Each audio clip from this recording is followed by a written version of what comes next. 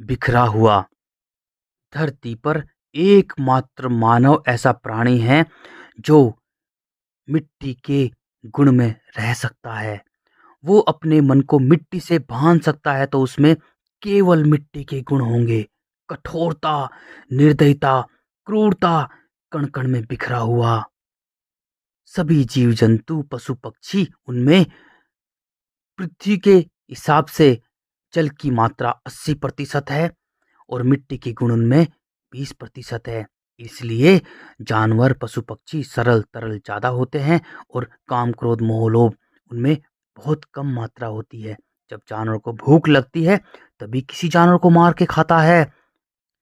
जानवर चीखता रहता है, चिल्लाता रहता है, लेकिन दूसरे जानवर को, जो खाने वाला है, वो उसका भोजन है, उसे कोई फर्क नहीं पड़ता, वो अपना पेट भरता है, क्योंकि मिट्टी पर खूनी जीवन संघर्ष है, चीख पुकार है। मानव दुर्भाग्यवश मिट्टी पर रहने वाला प्राणी है और वो अपने मन को, अपने अनंत को, आकाश अंतरिक्ष तत्व को मिट्टी से बांध के रखा है। उसमें केवल मिट्टी के गुण हैं, केवल मिट्टी के गुण। वो कण कण में बिखरा हुआ है, वो खुद का ही नहीं है, वो खुद का ही नहीं है, अरे वो खुद का ही नहीं है, वो बिखरा हुआ है।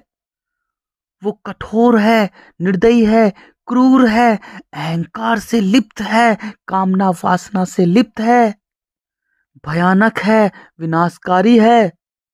अब वो अपना पागलपन देखता है, अपना फायदा देखता है।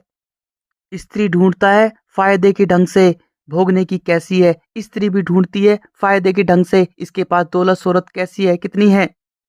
दोनों मिलकर फायदे के ढंग से, कण कण में बिखरे हुए दोनों फायदे के ढंग से, व्यापार के ढंग से बच्चे पैदा करते हैं, ताकि बुढ़ापे की लाठी हो, हमारा वंश चले, हमें कमा के दे।